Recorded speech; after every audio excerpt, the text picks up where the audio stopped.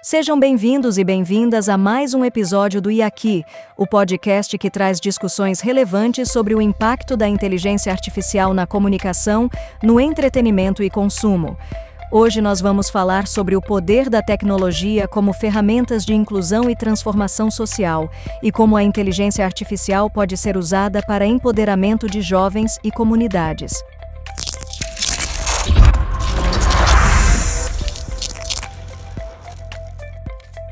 Hello, eu sou Andréa Mello, estrategista especialista em Shopper Insights e apaixonada por inteligência artificial. E eu, Maurício de Paula, diretor de criação e diretor de fotografia. Sejam bem-vindos. O nosso convidado de hoje é designer e mestre em artes visuais pela Universidade Federal da Bahia, com forte atuação no fortalecimento da cultura do design no seu estado. Ele foi membro titular e atualmente é suplente do Colegiado Setorial de Design do Estado. Em 2020, ele atuou como diretor de comunicação do Coletivo de Entidades Negras e atualmente coordena o projeto VUNGE de arte digital para jovens. Ele também trabalhou como diretor de arte sênior na agência Atenas e coordenou a Comissão Étnico-Racial do Núcleo de Promoção da Diversidade, com foco em inclusão e sustentabilidade. André Luzolo, seja bem-vindo ao IAQI Podcast. Obrigado, Dé, obrigado, Mal. Grato pelo convite, pela oportunidade de a gente bater esse papo. Fico feliz de estar aqui hoje. E é isso, vamos lá, vamos bater esse papo. Prazer enorme, André, de estar contigo aqui, cara. Eu gostaria de começar aqui com um tema, né, trazendo para a discussão, um tema que ele é muito relevante. É um tema em que eu estou aqui na posição de aprendiz, mas que eu acho que é essencial a gente ter aqui a oportunidade de trazer ele para debates e para esclarecimentos. Então, eu queria te pedir para explicar o que significa letramento racial e aí também compartilhar com a gente algumas orientações iniciais que você possa dar para a gente, para quem está ouvindo, para quem não sabe o que é, se interessa pelo tema. Eu acho que também assim, em relação a termos, né, que são usados ou que não devem ser usados, acho que até para ajudar aqui na forma de condução da nossa conversa também. Certo. Letramento racial é um processo de aprendizado, né, de ensino, de ensinamento, onde a gente procura trazer para a nossa realidade atual, diante dos seus preconceitos que a gente vivencia, diante do racismo, diante dessa tônica de problemática que a gente sofre no mundo e, sobretudo, no Brasil, a gente tende a ensinar e mostrar para as pessoas o que é o racismo e como a gente pode se comportar e se portar diante do racismo. E, basicamente, ensinar a ser antirracista. Acho que seria uma definição bem breve do que seria um letramento racial. É ensinar a pretos e brancos a como lidar com o racismo. Muito obrigado, André, por compartilhar conosco. Muito bom até, porque a gente tem uma discussão aqui no podcast sobre tecnologia, mas é sempre sobre uma perspectiva humana. Então, acho que a principal discussão que a gente, né, tem aqui, a principal pauta é a nossa evolução, como que a gente evolui. E esse tema aí que tangencia tua atuação, tangencia teus projetos, acho que é de grande relevância, principalmente nesse contexto de inteligência artificial. Todo esse contexto, o contexto da ciência, da tecnologia, da arte, a gente lida muito com essa problemática, a invisibilização da população negra. Então, assim, a gente vai falar mais sobre o VUNGE, a gente teve esse processo de letramento racial para os jovens. A gente já está trabalhando essa questão já com a juventude, diante de aspectos que a gente trouxe para o projeto, no que a gente pesquisou e observou para quando a gente foi fazer esse recorte de quem seria participante do projeto, quais os educandos que a gente procurava trazer para essa nossa realidade e trazer todos esses aspectos de ensino da arte, da tecnologia, da inteligência artificial, com letramento. Então, é um ponto. O letramento não seria somente a matéria, ele seria algo contínuo em todo o processo, que é uma coisa importante, inclusive, para a inteligência artificial, né? A questão da compreensão do sul global, né? Como que o sul global está discutindo hoje, com a questão do racismo, da inclusão, da maior participação da população negra, para fazer com que a inteligência artificial também comece a olhar para a gente de uma maneira mais humana, né? Seria Sim. isso. E me conta, André, antes da gente enveredar por essa discussão mais específica de tecnologia, na tua trajetória pessoal, como que a arte, né, o design apareceram, surgiram? Como que esse teu interesse por essa disciplina né, fez parte da tua vida lá atrás e te trouxe até a posição que você está hoje? E em que momento você percebeu ali convergências com toda essa discussão de empoderamento, né, de equidade, de igualdade racial? Como que essa convergência se deu na tua vida? Essa resposta é mais fácil, mais simples de eu dar. Eu sou baiano, moro na Bahia e eu sou graduado em desenho industrial, em design, pela Universidade Federal da Bahia.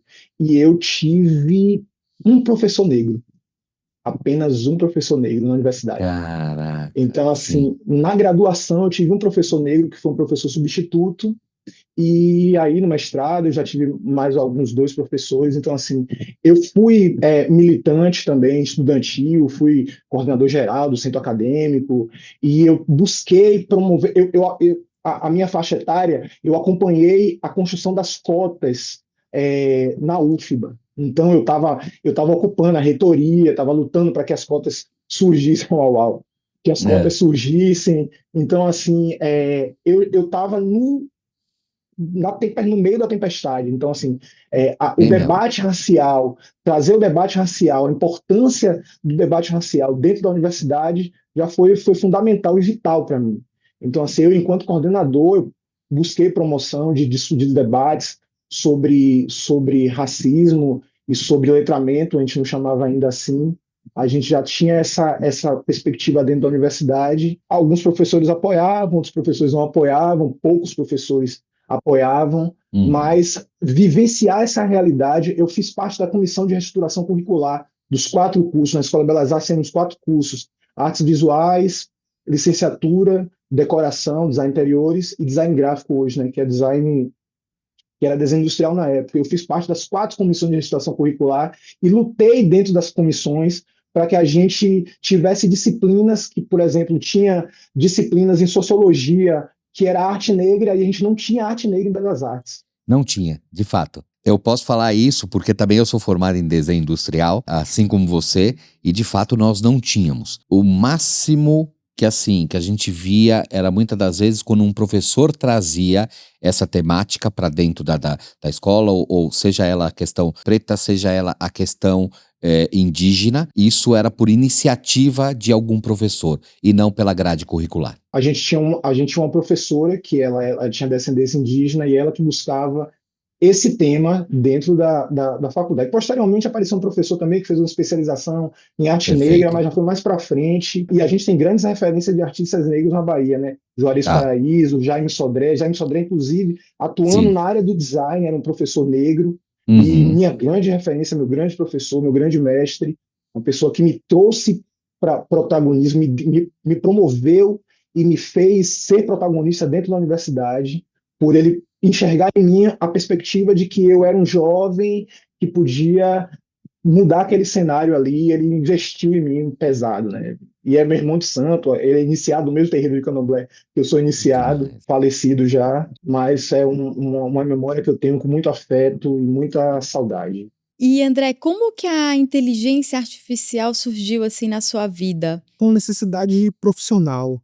Em um determinado momento, estava acontecendo um debate aqui dentro do polo profissional da insegurança no que diz respeito de como a inteligência artificial ia ocupar o espaço de alguns profissionais de criação, de Perfeito. criatividade, dentro das artes visuais e dentro da publicidade.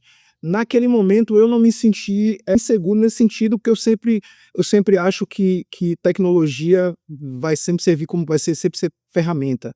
Então, naquele momento, ao visualizar a inteligência artificial, eu fiz, eu acho que a gente deve estudar isso, ao invés de ficar com esse discurso de amedrontamento, porque senão a gente vai ficar para trás. A realidade foi que eu visualizei aquilo ali, uma perspectiva profissional importante para uma melhor qualificação minha enquanto publicitário, enquanto diretor de arte. E aí eu me debrucei sobre o estudo, sobre pesquisa, muito vídeo. Eu tentei me aproximar ao máximo de todos os meios que eu podia, naquele momento, ainda sem recorrer a nenhuma bibliografia, para então eu reproduzir esse debate e trazer para uma outra esfera de discussão, saindo daquele lugar de insegurança e de amedrontamento que surgiu, e foi real. As pessoas, sobretudo meus amigos artistas, falaram, pô, absurdo. Aí eu tinha uma discussão, eu vejo, velho, isso são paradigmas. Quando a fotografia surge, o retratista, o pintor, diz que a fotografia vai acabar com as artes, aí o computador vai acabar com a fotografia. Então Exato. é sempre esse debate evolutivo Sim, sim. que assusta no primeiro momento, mas eu procurei estudar, procurei me debruçar a uma melhor qualificação, porque é uma realidade que está imposta. Sim. Então, assim, hoje, trabalhando numa agência de publicidade aqui de Salvador, grande, que atende Estado, a gente tem essa ferramenta como uma realidade concreta de criação. Isso é um fato. Ou seja, não tem como a gente fugir, né? Não tem como fugir, não tem como fugir. Fugir seria burrice, né? Uhum. Não existe outra expressão a se usar. Ah, mas está tirando o profissional. O modelo, uma discussão que está tendo na agência. Ah, mas a gente está fazendo. E os modelos, a gente não faz mais fotografia, a gente não vai mais para estúdio. Aí calma, a inteligência artificial pode ser tanto usada para que aquele modelo, aquela criação, seja já a peça final, quanto o rascunho, nosso RAF, Exato, o nosso start, né? rabisco do Sim. do que a gente quer, né? E as facilidades que tem de como a gente escreve, de como a gente expressa a partir de um repertório que a gente tem, porque é isso, a inteligência artificial não dá conta de tudo se a gente também não tiver repertório. Então, Perfeito. assim, uma das coisas que eu trabalhei no curso e eu discutia muito na agência é a questão do repertório, assim, por vir da Escola de Belas Artes, compreender as vanguardas, compreender estilos, tudo isso me traz um diferencial na criação dentro da inteligência artificial. Então, assim, não é somente a inteligência artificial, ela de fato ela não dá conta de como eu vou criar uma peça e como uma outra pessoa que não está buscando essa construção de repertório vai criar essa mesma peça. Sempre serão distintas pela própria realidade do aplicativo, mas é importante que o repertório seja constante, a gente não para de estudar, a gente não para de construir referências, a gente não para de fabricar nosso repertório, e isso que ajuda e contribui com o desenvolvimento tanto da inteligência artificial quanto o nosso também, né? Ou seja, o que a gente tem hoje é aquela coisa, você vai ter que se comunicar como nunca com a máquina para que efetivamente você consiga ter um trabalho de qualidade. O grande exemplo é o seguinte, quando a gente coloca uma pessoa que não tem todos esses, vamos colocar assim, né, esses atributos, skills que você tem, dificilmente vai conseguir trazer uma qualidade para o trabalho como alguém que já atua na área, né? Exatamente. E aí entra a segunda questão, né? Que o que a gente conversou inicialmente sobre letramento racial. Aí já vem um outro problema do racismo algoritmo, de como a inteligência artificial compreende a população negra. Ela não enxerga ainda de forma depreciativa, ainda um exemplo antecipando alguma conversa que a gente possa ter, eu fiz um exercício de autoimagem com jovens para que eles fizessem a sua descrição para a gente ver o que a inteligência artificial faria. E uma das meninas não fazia capoeira e queria fazer uma obra de capoeiristas, um grupo de capoeiristas numa roda de capoeira. Só tiveram 2 pessoas negras nessa imagem. E o que é curioso, porque ela não descreveu pessoas negras, eu deixei à vontade para trazer esse debate. O que, obviamente, a capoeira majoritariamente é de pessoas negras, a gente compreende dessa formação. Então, assim, você pedir para a inteligência artificial, faça uma roda de capoeira, suposição, assim, uma descrição bem simplória. Faça uma roda de capoeira, e nessa roda de capoeira só tem branco, aí eu deixei para ver qual é o debate, né? E aí, o que é que aconteceu aí, gente? Aí uma das jovens virou e falou, não tem negro nessa roda? Não tem uma pessoa preta? Aí o Bunch voltou, faça digita aí agora, faça um homem sentado numa praia. Esse homem sempre é um homem branco. Faça uma mulher correndo na rua. Essa Ah. mulher sempre é uma mulher branca.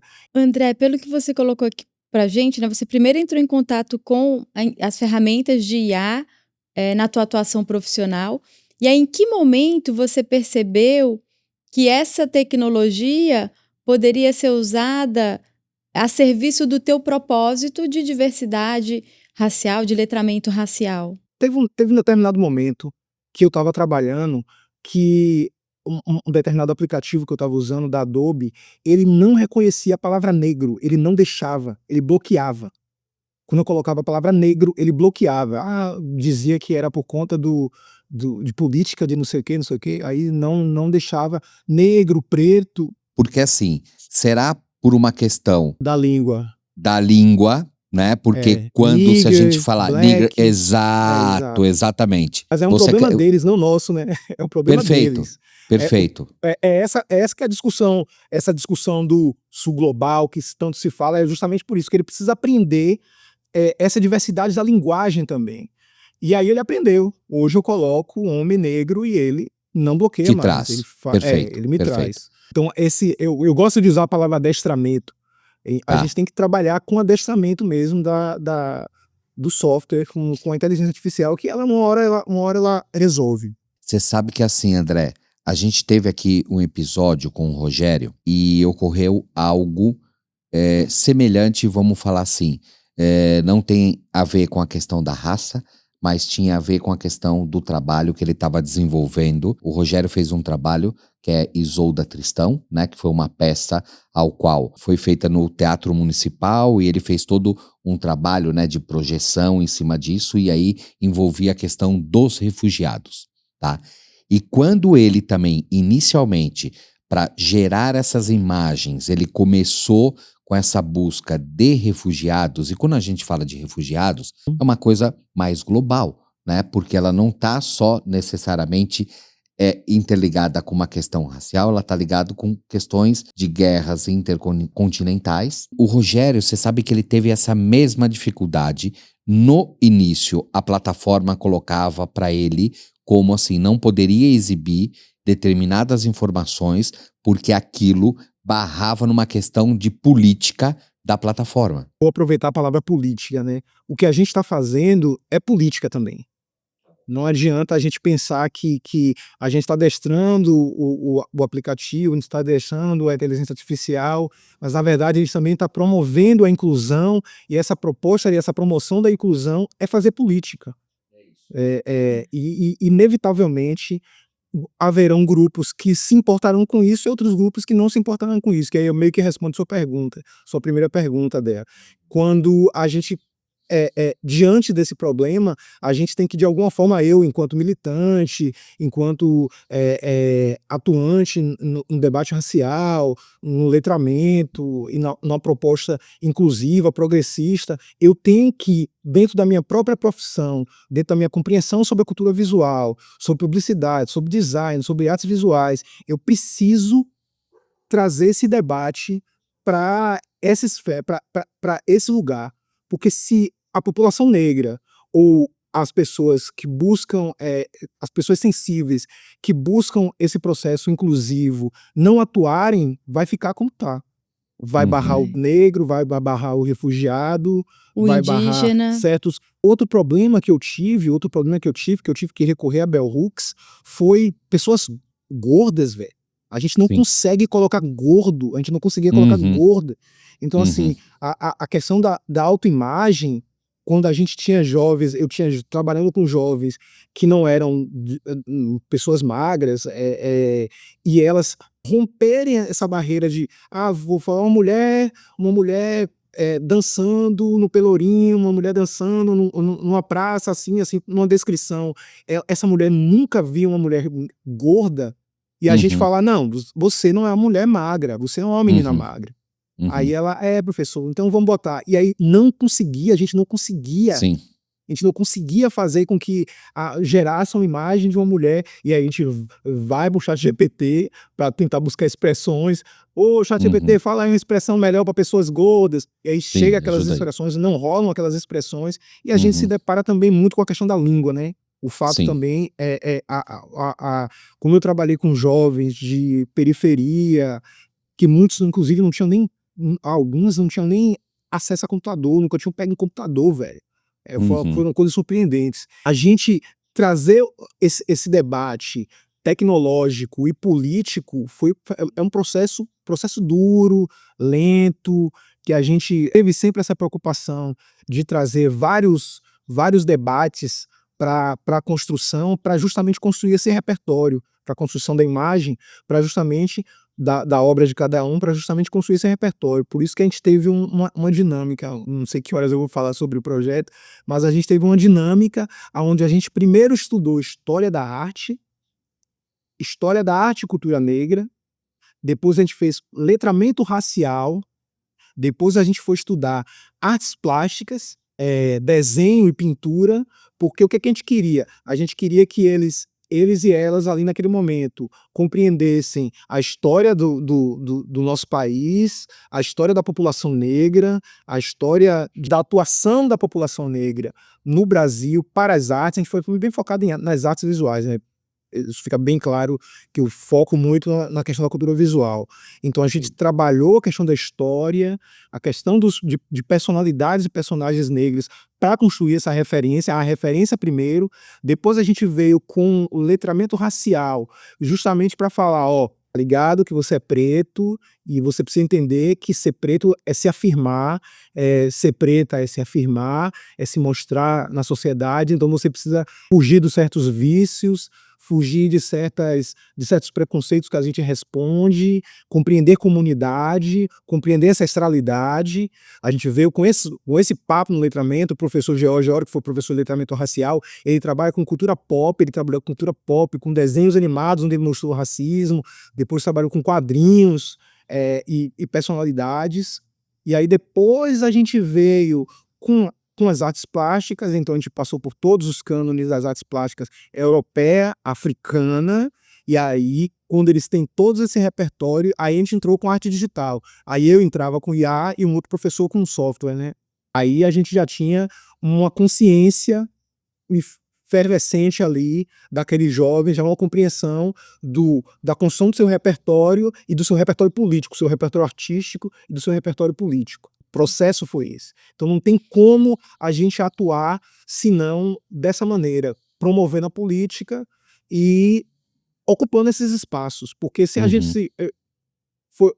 foi o que eu vi também. Eu vi a oportunidade ali de ocupar mais um espaço, como eu ocupei dentro da universidade, que não tinha cotas, não tinha um professor negro. Então a gente vai vendo os espaços, vai sentindo a dor, e a partir dessa dor a gente repercute, a gente atua, a gente age, e a gente busca transformação. Ô André, sei que você acabou de apresentar um pouco, né, do Vunge, em linhas gerais, para quem está aqui ouvindo a gente, mas queria te pedir para contar para a gente de onde surgiu, né, como surgiu esse projeto, e aí estressar um pouquinho mais a tua participação nele. Eu sou do terreiro de Candomblé, chamado Zona Boiá, em Salvador, no Juvé da Federação. No Zona Boiá tinha uma grande educadora chamada Macota Valdina, e ela sempre teve uma atuação muito forte na comunidade. Ela já faleceu, e a gente sentiu a necessidade de uma retomada desse processo de devolutivo para a comunidade. A gente está instalado dentro de uma comunidade periférica super violenta, estava num momento muito crítico naquele bairro, no ano de 2023. Foi um ano muito crítico e, ao mesmo tempo, foi o ano de promoção da cultura com o governo federal. Então, a gente viu uma possibilidade de buscar recursos para reverter para a comunidade. Então, uma das coisas que alguns amigos meus, produtores culturais, super criticaram foi porque a gente pegou uma parte grande desse edital que a gente recebeu e a gente transformou em bolsa, a gente deu bolsa para os jovens. A gente selecionou esses jovens, 25 jovens da comunidade de lá, e deu bolsa para eles. Então, assim, eu Andréa Pinto e Marina Sena, somos nós 3 dessa comunidade religiosa. A gente se juntou para escrever alguns projetos, e esse foi o nosso projeto mais cuidadoso, assim, porque a gente queria trabalhar com juventude, com educação. Pô, vamos fazer um projeto, foi o que passou. Foram dois projetos apenas que foram aprovados na Bahia, e um desses projetos foi o VUNGE. A gente queria trabalhar com jovens em situação de vulnerabilidade social do Engenho Velho da Federação, jovens pretos e pretas. A gente tinha o recorte é necessário, mas majoritariamente no bairro só tem pretos e pretas. E a gente fez esse projeto com essa intenção de trazer uma resposta para a comunidade do terreiro, para mostrar que o terreiro de Candomblé também é um espaço de promoção, de educação, e nessa perspectiva afrofuturista que a gente tinha, de mostrar tecnologia, de atuar com inteligência artificial, com essas novidades, pegar aquela juventude que estava de alguma forma marginalizada e fazer assim, ó, vamos aprender inteligência artificial, vamos aprender arte digital, vamos sair dessa coisa do que está sempre reservado para vocês. A gente tinha uma perspectiva muito de que eles se tornem professores, monitores. A gente sempre promovia um ou outro como monitor, para justamente o edital vai retornar, a gente vai fazer ainda o projeto, a gente vai continuar o projeto, e alguns desses jovens já vão atuar como educadores também.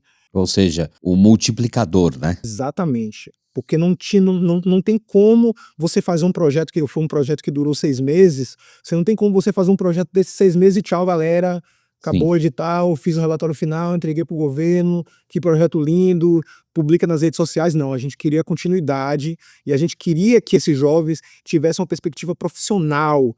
E você pegar um jovem de 12 a 15 anos, de um bairro periférico de Salvador, ensinar inteligência artificial, botar ele na frente de um Mac, botar ele na frente de um computador, dentro de um terreiro de Candomblé, para aprender sobre tecnologia, sobre arte, sobre a contemporaneidade na sua efervescência, isso explodiu com a comunidade, entendeu? A comunidade reagiu muito, então muitas pessoas procuraram a gente o tempo todo. Vai continuar, pode ainda, meu filho, eu queria meu filho também, posso, não posso? A gente fez palestras, a gente aproveitou que a gente sentiu que numa reunião alguns pais e mães falaram, pô, e a gente, eu também queria participar de alguma coisa, tal. A gente aí fez micro palestras. Porque começaram a ver o quanto era benéfico, inclusive pro filho deles, né? Tem um depoimento um depoimento desse mesmo pai que fez pra gente, foi engraçado e forte, né? Porque uma tia de uma das jovens fez uma crítica ao cabelo de uma personagem de uma novela, e ela reagiu, epa tia, isso é racismo, tal, não sei o quê.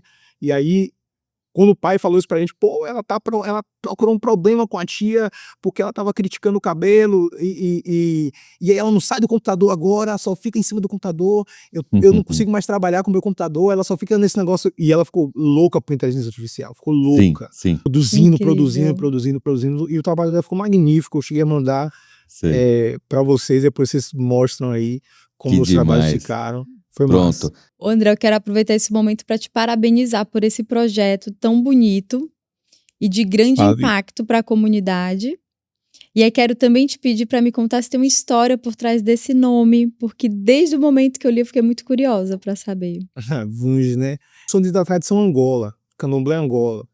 A gente tem tradição Queto, Jeje e Angola. O Queto fala Yorubá, o Jeje fala Fon, e o Angola fala um conjunto de línguas que a gente chama de tronco linguístico banto, que tem quimbundo, quikongo, ambundo, são muitas línguas que tem. A palavra Vunge é uma palavra quikongo, e ela significa ingênuo, criança, mas é porque Vunge é o relativo a Herê, equivalente a Herê para o Queto. Vocês conheceriam como vocês imaginam, sabem o que é Herê, mas para a gente da tradição Angola, Herê é Vunge.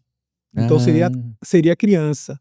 Sim. Seria essa criança, mas a epistemologia da palavra mesmo, ela vem de etimologia, vem de ingênuo, novo, noviço, mas por aí. Eu ia comentar, quando você fala ingênuo no sentido, na interpretação positiva, né? Sim. De pureza, ingênuo, puro, Exato. são essas tradições. E é engraçado, André, antes aqui da gente ir para essa discussão das imagens, né, que foram geradas no projeto pelas crianças, essa é uma pauta que me chamou a atenção no primeira temporada de gravação aqui do podcast, porque a sensação que eu tenho é que se a gente não se policiar e se vigiar, a gente tende a ir para um lugar de conformidade com a lógica padrão, digamos assim. Então, quando a gente começou a montar a pauta da primeira temporada, no meio da pauta eu me dei conta de que não tinha nenhuma mulher, eram todos homens brancos. Deixa eu fazer uma observação em cima de sua observação. A Claro. gente teve esse mesmo problema no projeto. Quando a gente convidou todos os professores, a gente percebeu que só tinham homens. Nosso grupo são 2 mulheres e eu como homem, né? E a gente não teve a percepção de que a gente não chamou nenhuma professora. Então a gente exigiu que os professores, cada professor trouxesse uma palestrante mulher, para que chegasse na turma e desse uma aula sobre Incrível. imagem, sobre cultura negra. Então, assim, os 4 professores, cada um trouxe uma palestrante para falar na sala.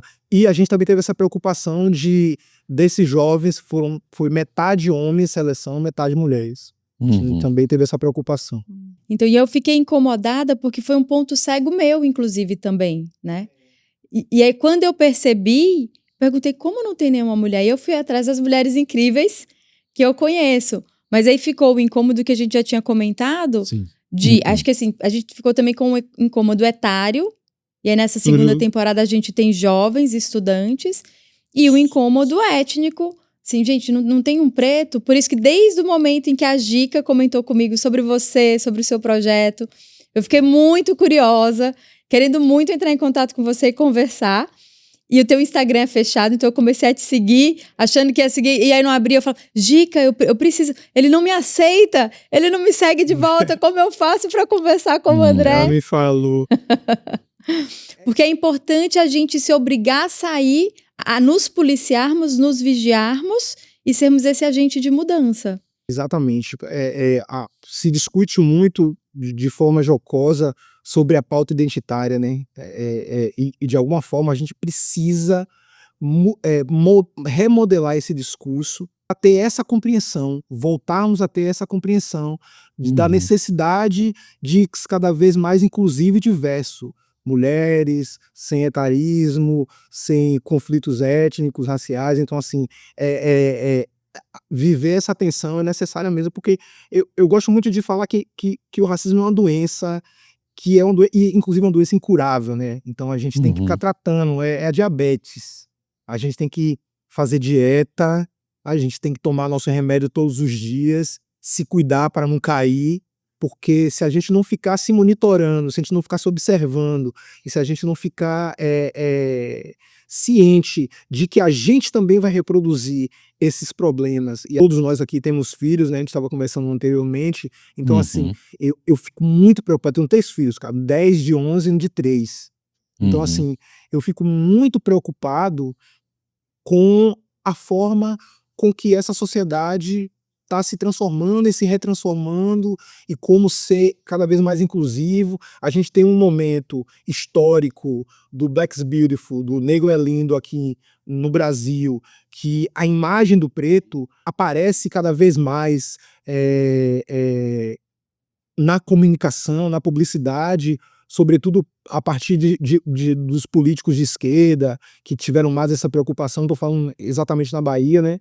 Quando a gente tem uma mudança da estética da composição visual da nossa comunicação aqui no estado, por isso eu faço parte do setorial, porque eu travo essa discussão. Eu quis fazer parte do setorial justamente porque eu achava que eu precisava de um cara preto para discutir cultura visual com o Estado. É importante isso, o Estado balizar isso. Então, assim, você tira o elemento negro da cultura visual da Bahia, que é daquele lugar folclórico, como a gente sempre viu, o negro capoeirista, a baiana de acarajé. Então, assim, a gente tira desse lugar e começa a colocar num lugar de protagonismo do empresário, do médico, da médica, da advogada. Então, são esses conjuntos de transformações que são necessários para a gente mudar o cenário. E acho que, assim, a responsabilidade é nossa, né?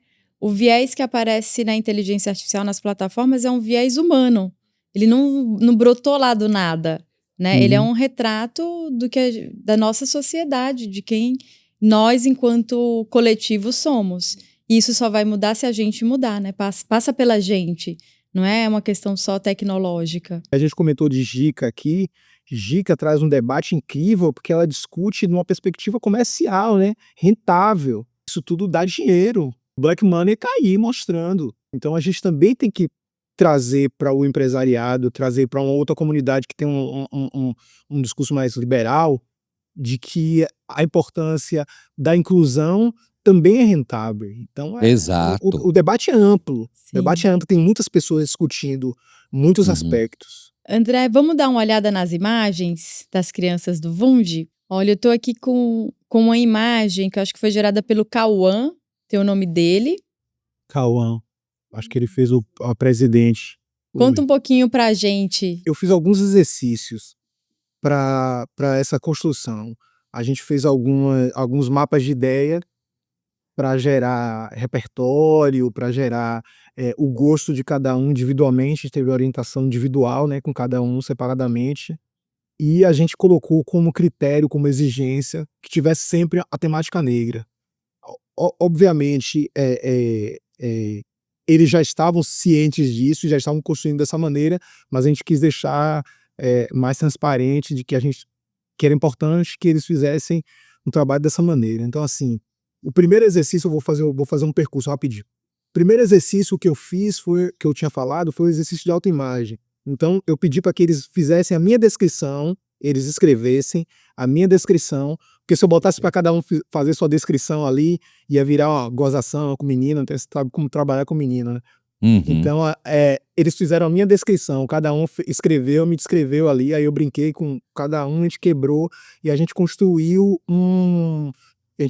conjuntamente um conjunto de regras éticas, etiquetas, né? A gente construiu etiquetas para que a gente não reproduzisse nenhum tipo de violência um com o outro. Então, assim, teve momentos que professor, seu cabelo é assim, seu cabelo... reproduzindo mau comportamento, reproduzindo racismo, reproduzindo qualquer tipo de leitura jocosa.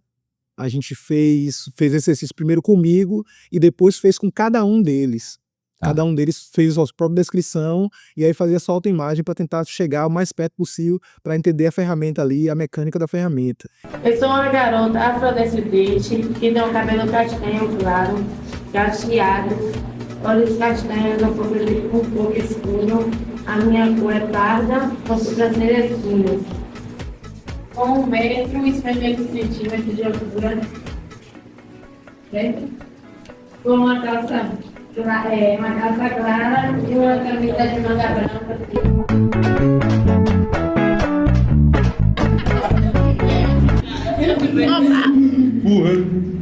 Eu fiz de novo. Eu não falei que eu ia aparecer.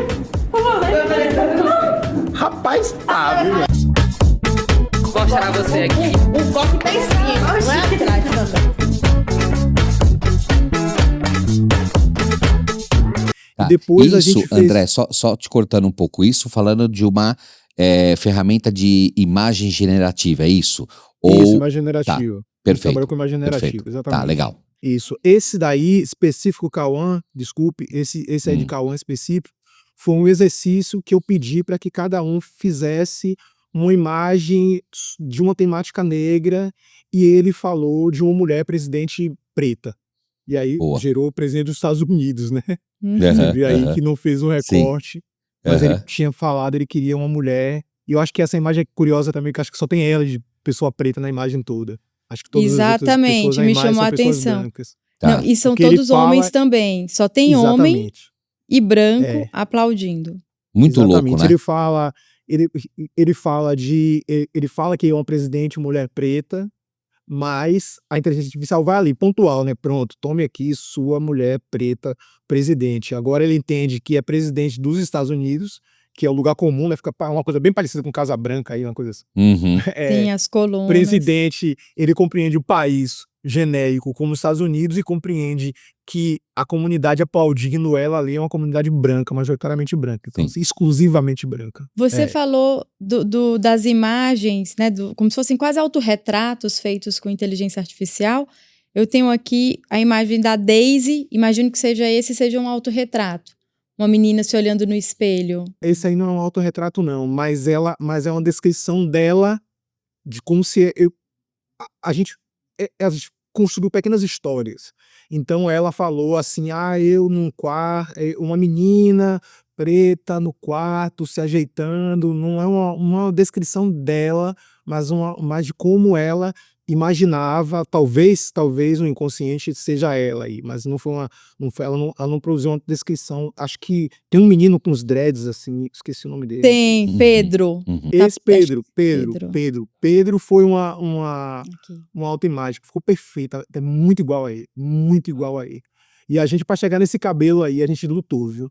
Porque a inteligência artificial não compreendia esse cabelo dele, a gente descobriu como é que nos Estados Unidos chama esse cabelo, e aí sim a gente conseguiu fazer com que essa barreira linguística, porque aqui a gente chama de trança nagô, aqui a gente, Bahia, né, não sei, no São Paulo e outros estados, mas aqui na Bahia a gente chama trança nagô, trança raiz. Trança nagô e trança raiz não rolou. Aí isso aí tem um nome que eu não lembro agora, street, não sei o que a gente conseguiu esse cabelo. Que tem essas barreiras linguísticas também, que aí é o que eu acho que é como eles estão tentando resolver esses problemas, dando maior protagonismo para o sul global, para trabalhar essas expressões e esses outros grupos. Encontrei aqui também o que eu acho que é a imagem da cena de praia que você comentou, porque tem uma imagem da Jeane, que é uma imagem de praia. Eu imagino que essa tenha sido a imagem cujo desafio foi colocar 2 pessoas negras na praia. Cara, não tinha jeito, não teve, a gente suou também nessa aí. Você fala, pessoas na praia, só pessoas brancas. E você acha que tem um bocado de surfista branco aí também? Só tem um casal negro, o restante são todos brancos, isso. A gente não consegue produzir, junto do algoritmo, uma generalização de um grupo de pessoas negras, mesmo quando a gente prioriza essa descrição. A gente tem uma dificuldade ainda.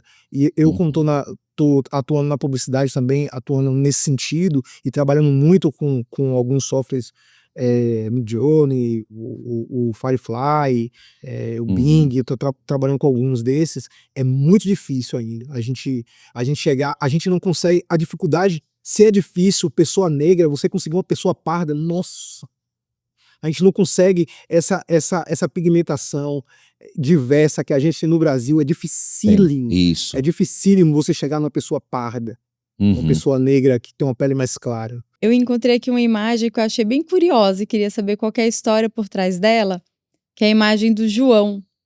Aqui no João tem um grupo de senhores mais idosos. Esse menino é talentosíssimo. Eu não posso nem ficar, porque depois eles vão assistir para não ficar enchendo a bola de um mais que do outro. Pronto, aí vai ficar inflado. Vai, é complicado. Mas ele é um menino que desenha e ele e ele quis compor essa cena. Certo. Ele tem 2 meninos que tem um menino também que compõe uma cena gótica. E foi curioso porque foi um exercício de casa para trazer na outra aula. Então eles pesquisaram dentro do seu repertório e aí trouxeram essas descrições. E ele fez uma descrição que ele buscou um homem negro, idoso. Eu lembro que ele falou um homem negro, idoso, de sandália, tem uma sandália, um cachorro. Tá. Ele foi muito minucioso. Ele foi um dos mais minuciosos, assim, que ele falou. Um cachorro embaixo da cadeia. Eu lembro dele fazendo uma construção, assim, mais minuciosa.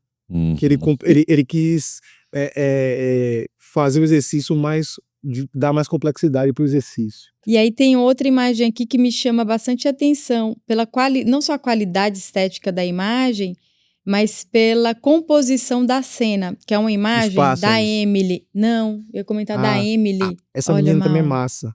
Essa menina também é massa. Ela fez, na verdade, ela construiu uma historinha. Ela construiu uma história. Além da descrição, ela construiu uma história. Ela construiu uma história, uma narrativa. Um fotógrafo está procurando, eu lembro exatamente mais ou menos como foi. Um fotógrafo investigativo encontra carne clandestina e é surpreendido fotografando. Ela fez uma história. Aí o Emily, não é para fazer uma história. Você não coloca tudo isso para fazer. Vamos tentar dissolver. Mas ela trouxe essa historinha toda. Ela pensou num conto para gerar a imagem dela. Então, assim, ela é um repórter investigativo que descobriu um açougue clandestino e foi surpreendido. Então chegou nessa imagem aí. Eu lembro também que ela não fez um homem negro. Depois eu fiz, ô Emily, não é uma pessoa negra, porque a primeira que ela fez, Tá. ela não descreveu, Uhum. não teve aquele insight, a consciência de que tinha que ser uma pessoa negra. Então quando ela Uhum. fez primeiro, ela não falou pessoa negra. Ela queria até estar pensando. Não posso nem Tá. afirmar que ela estava pensando. Mas Perfeito. depois a gente corrigiu isso aí na imagem. E aí, obviamente, trouxe uma pessoa branca, né? Sou uma pessoa branca. A gente tem aqui também 2 imagens do Pedro Camal, de combate ao racismo no futebol. Foi o projeto final dele. Foi o projeto final. Ele ama futebol. Ele ama futebol e a gente ama futebol, faz futebol. Ficava agoniado porque o dia de acho que a dele é quinta-feira, era o que ele tinha futebol. Então ele ficava, professor, tenho que ir que tem futebol hoje. Tá. Ele saía pra aula de futebol. Ele é apaixonado. E aí ele quis fazer uma campanha. Na verdade, esse foi o projeto final dele. Ele falou sobre racismo no esporte, como se fosse uma campanha publicitária. No final, eu fui professor que eu chamei da disciplina de arte digital, e fui também o professor de conclusão dos trabalhos, tipo um TCC, onde a gente Sim. sentou individualmente para fazer o trabalho de cada um. Então, marcava individualmente, aí sentava, conversava para ver o que queria fazer, e aí a gente chegou no consenso de querer fazer uma campanha publicitária. Então ele fez sobre racismo no futebol, sobre abordagem em lojas, abordagem racista em lojas, Uhum. por segurança. Foram 3 motivos que ele fez. Tem você apontando essa campanha, não sei se é dele porque tá aqui sem título, mas é uma imagem que a gente tem um negro e vários homens, como se fossem executivos apontando. Não, foi.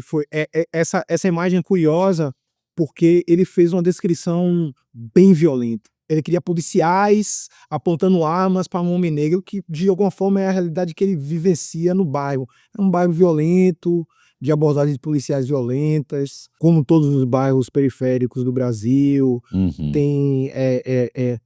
O tráfico tem uma atuação forte. Então, assim, é uma realidade que ele vivencia, de ver abordagens violentas de polícia, ver armas nesse sentido. Então ele fez um trabalho com uma descrição muito violenta e a gente não conseguiu fazer.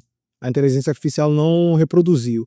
E aí a gente foi amenizando a construção até chegar nessa imagem aí, homens apontando, mas para trazer essa realidade de que ele queria de um homem negro sendo abordado de forma violenta pela polícia com armas e tal. Tem outra imagem aqui que também tá sem nome, que é um professor em sala de aula. Fiquei até me perguntando se seria E você. foi eu que fiz. em sala Foi de eu aula. que fiz. Foi eu que fiz para mostrar para eles em sala de aula. Quis mostrar para eles, a gente fez na hora ali, quis mostrar para eles como funcionava. Eles aí ficaram assustados, porque eu tentei fazer uma pessoa mais parecida possível comigo e com eles ali na sala.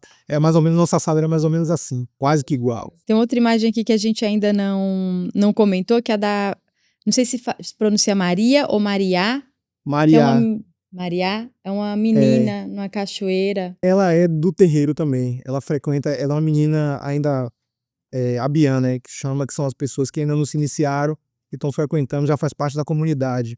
Então todas as imagens dela é um trabalho muito lúdico que remete à religiosidade. No candomblé Angola, a gente é um pouco mais subjetivo.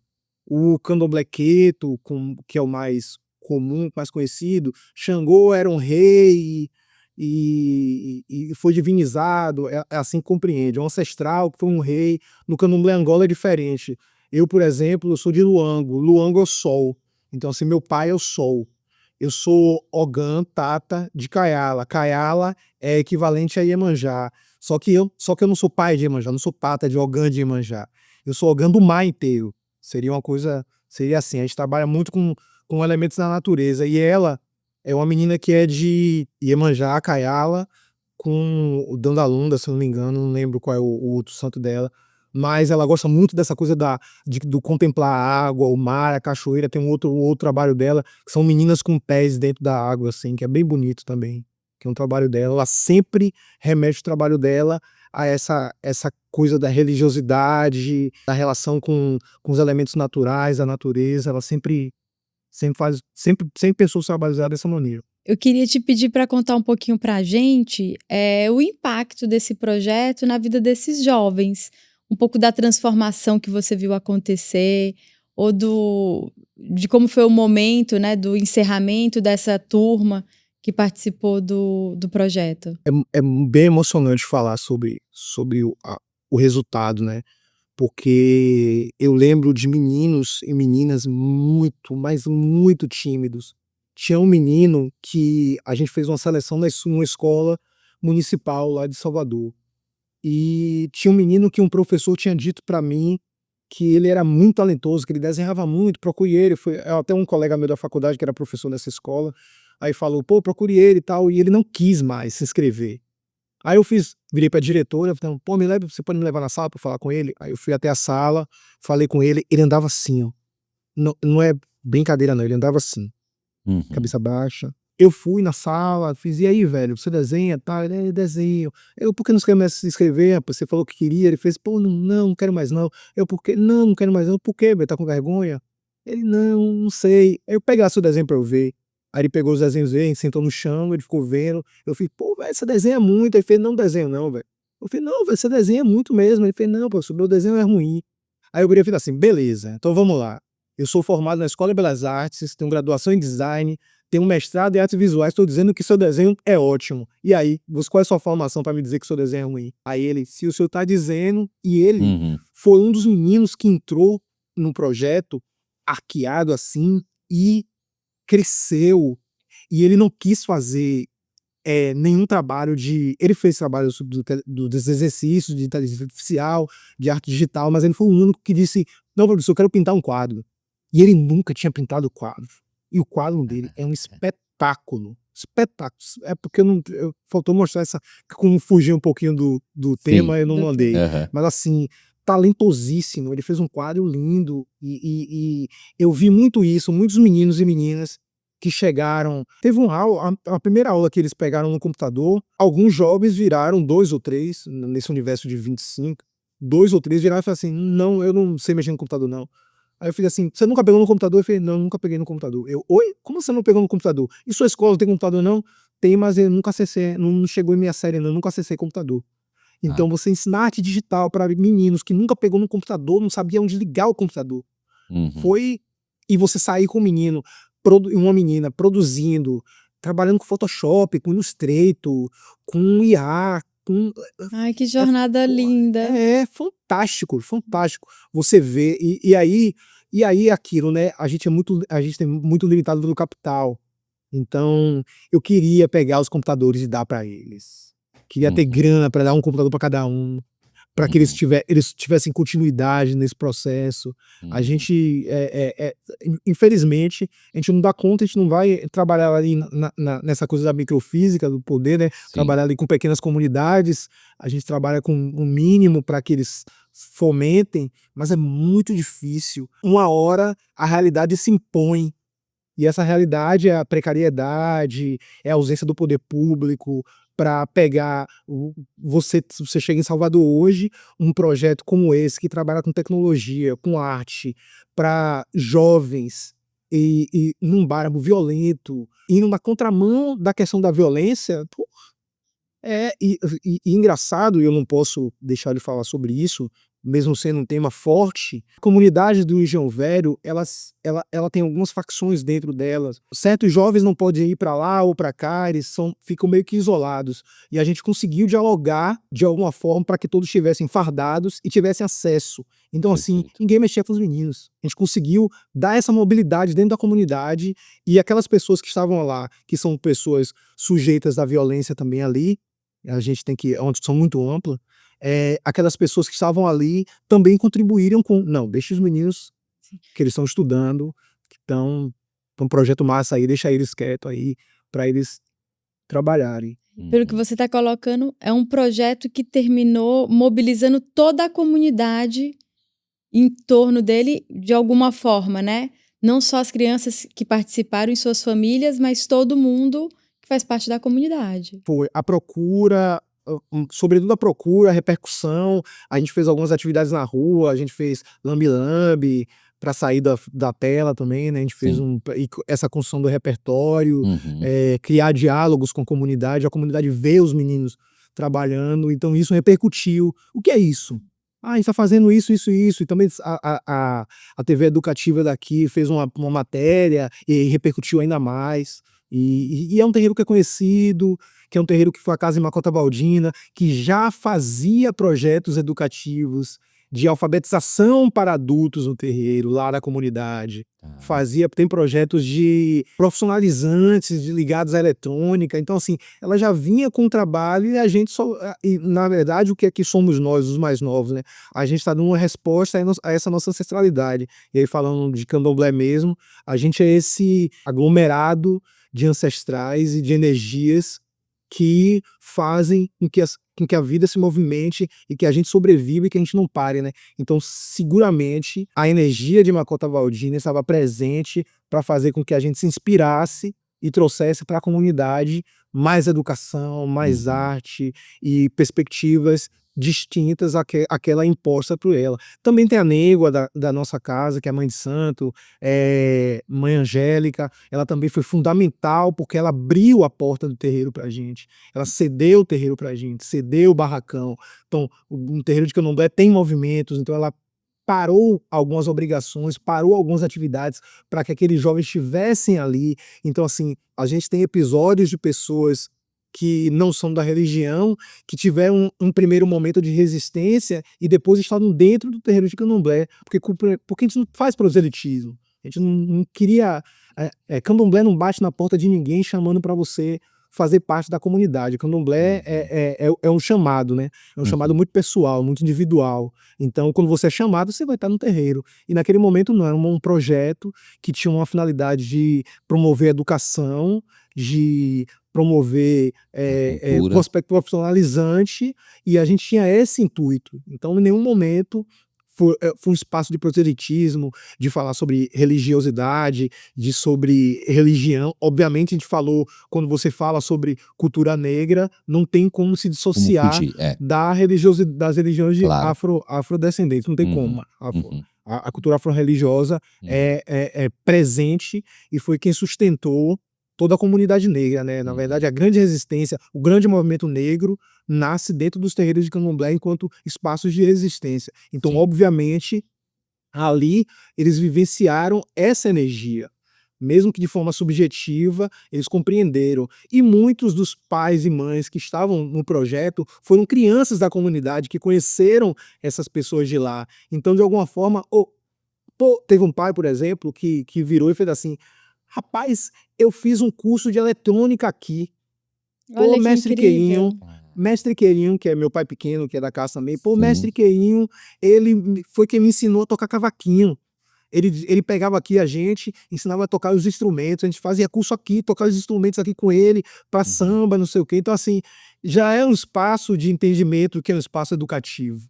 Então, quando a mãe de santo, quando a mãe Angélica abre a porta, ela só virou pra gente e fez assim: tem novidade nenhuma que vocês estão fazendo aí. E não faz mais do que minha obrigação abrir esse espaço para que tenha essa retomada importante para a comunidade, para mostrar que a gente está preocupado e com os olhos voltados para a nossa comunidade, para o nosso povo. Ô André, você comentou que o VUNG ele foi viabilizado através de um edital, né, de verba pública. Mas queria te perguntar se, de alguma forma, público, possíveis apoiadores, se alguém tiver interesse, como pode contribuir com o projeto? A gente teve muita ajuda mesmo. Você viu alguma ajuda de algumas pessoas, porque, como meus amigos e amigas produtoras culturais falaram, a gente fez a loucura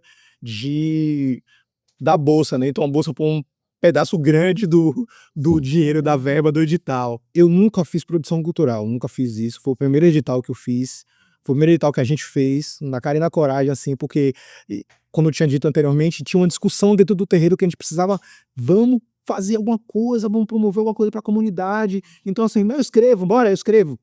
Eu também quero. Eu sou cineasta.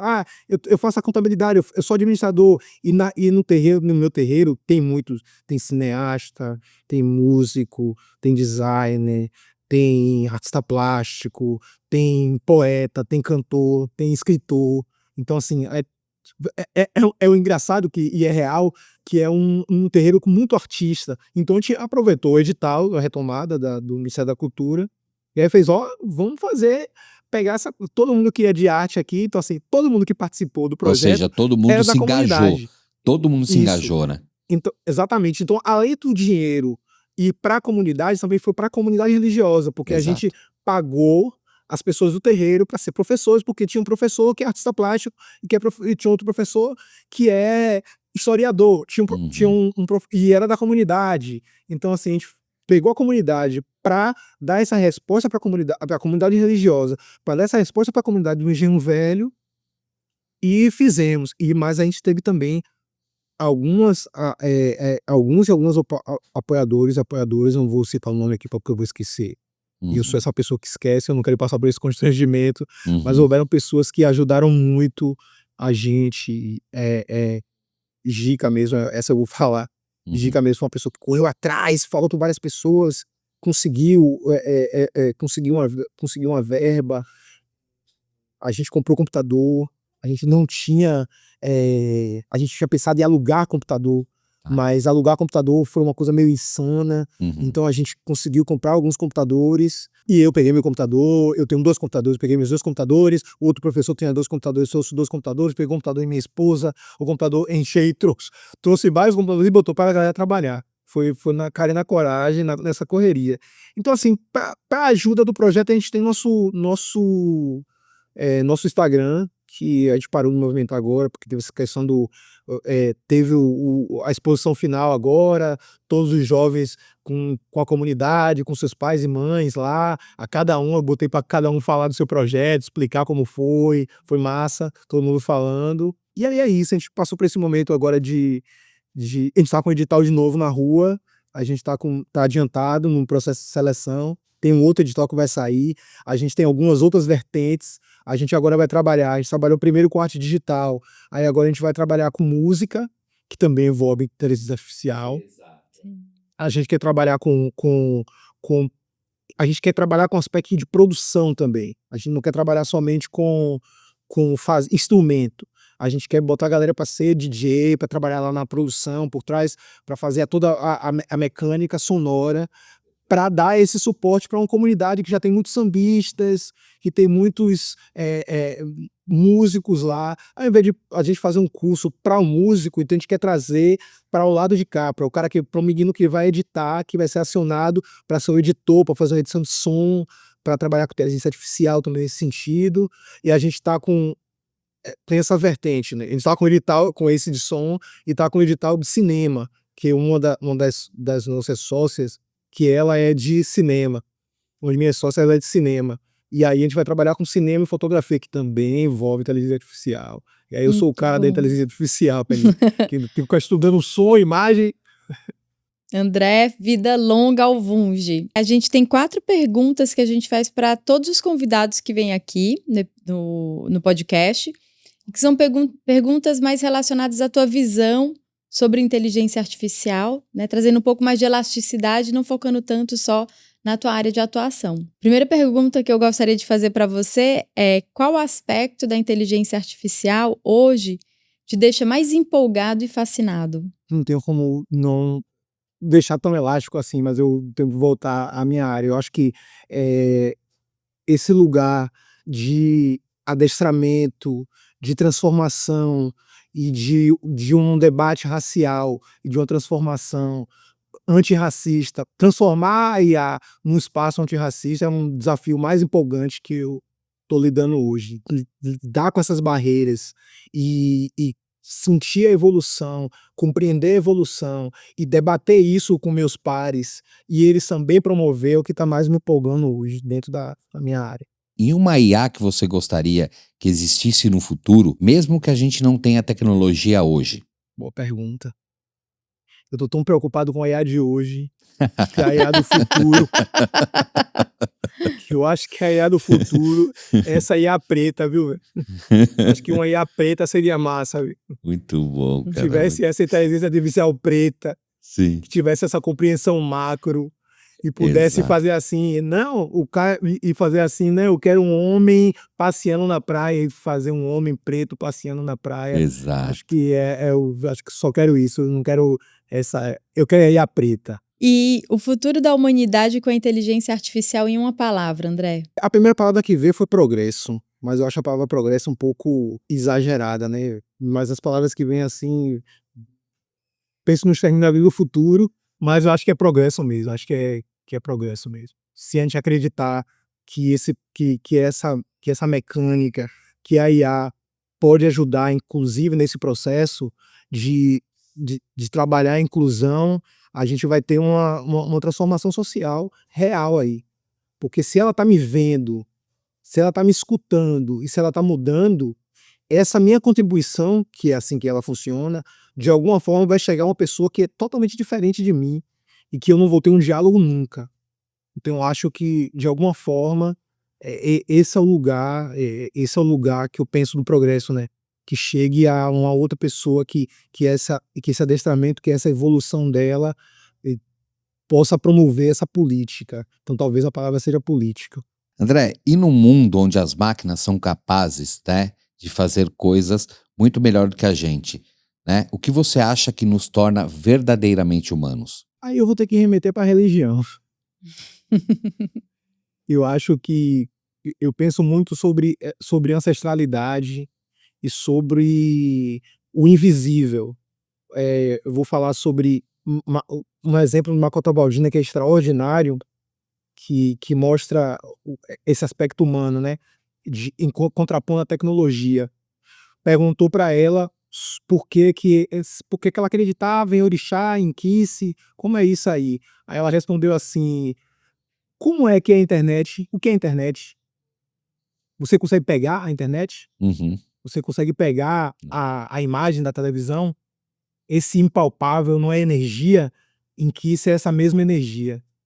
Essa energia invisível que a gente sabe que existe, que a gente não tem uma compreensão, pode até ter uma compreensão técnica, filosófica, mas ainda é impalpável, né?